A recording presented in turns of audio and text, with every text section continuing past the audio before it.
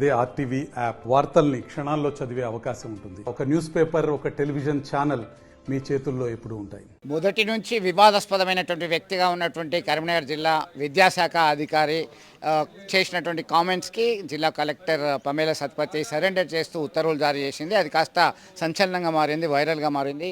విద్యాశాఖకు సంబంధించినటువంటి ఫిర్యాదు చేసినటువంటి అధికారిపై ఫిర్యాదు చేసినటువంటి ఉపాధ్యాయ సంఘ నేతలు ఉన్నారు. ఏంటి అసలు ఏం జరిగింది, ఆయన అట్లా కామెంట్ చేయడానికి గల కారణం ఏంటి? మీ పిల్లలు లేచిపోతారనేటువంటి కామెంట్ చేశారు ఏకంగా. వాస్తవంగా ఈ డిఓ గారు కోవిడ్ సమయంలో ఈ జిల్లాకు రావడం జరిగింది. మొదటి సంది కూడా వీరు వివాదాస్పదమైనటువంటి వ్యక్తులే. ఆదిలాబాద్లో కూడా ఇట్లాగే వ్యవహరించి అక్కడి నుంచి ఉద్యోగులు తరిమి కొట్టడం జరిగింది. నిజామాబాద్లో కూడా వీరి చర్యల పట్ల విసిగి బదిలీ చేయడం జరిగింది. ఇవాళ కరీంనగర్కి వచ్చిన తర్వాత వారు మరింత వారి పద్ధతిని మార్చుకోకపోగా వారి స్వీయ పరిపాలన పద్ధతులు పాటించడం జరిగింది. ముఖ్యంగా వీరు సందర్శించినటువంటి సందర్భంలో పాఠశాలను సందర్శిస్తే 4 తర్వాత పాఠశాలకు వెళ్ళేవారు. వెళ్ళిన తర్వాత తరగతి గదిలోనే పిల్లల్ని ఒక గంట సేపు.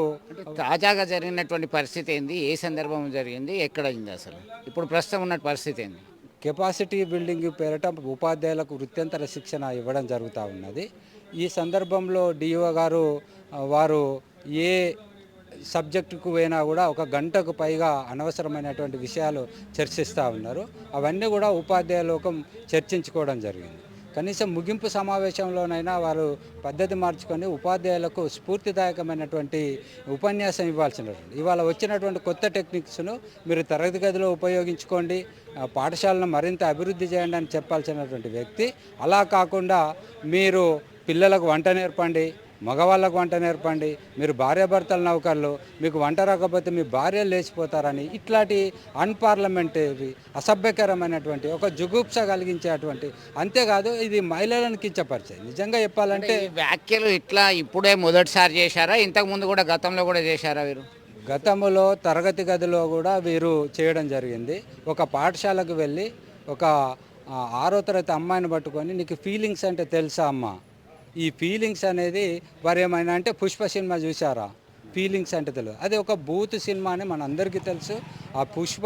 ఆ ఫీలింగ్స్ అనే పదమే అసభ్యకరంగా వాడతారు అందులో ఉన్నటువంటి సన్నివేశంలో ఉన్నటువంటి పాత్రలు.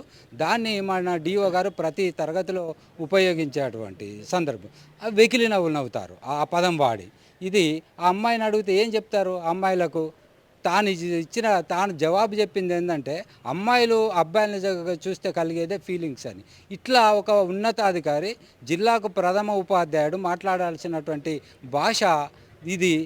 ఎందుకు చర్యలు తీసుకోకూడదు వీరి మీద అని. మీరు ఎవరికి ఫిర్యాదు చేశారు? ఇప్పుడు ప్రస్తుతం ఉన్నటువంటి స్టేటస్ ఏంటి అసలు?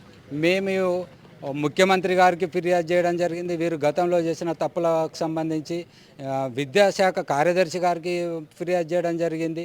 డైరెక్టర్ ఆఫ్ స్కూల్ ఎడ్యుకేషన్కు ఫిర్యాదు చేయడం జరిగింది. ఇటీవల ఎస్ఎస్సికి సంబంధించినటువంటి అవకతవకల విషయంలో కూడా కలెక్టర్ మేడం గారికి ఫిర్యాదు చేయడం జరిగింది. ఇవన్నీ విచారణ దశలో ఉన్నాయి. ఇప్పుడు ఎట్లా చూస్తారు? వారిని సరెండర్ చేస్తూ ప్రభుత్వం ఉత్తర్వులు జారీ చేసింది. ఈ డిఓ గారికి ఒక పరిపాలనా అనుభవం లేదు. అదేవిధంగా ఇవాళ పాఠశాల విద్యారంగానికి సంబంధించిన కనీస అవగాహన లేదు. ఇవాళ కార్యాలయము జిల్లాలు ఏర్పడ్డ తర్వాత చాలా చిన్న జిల్లా ఇది.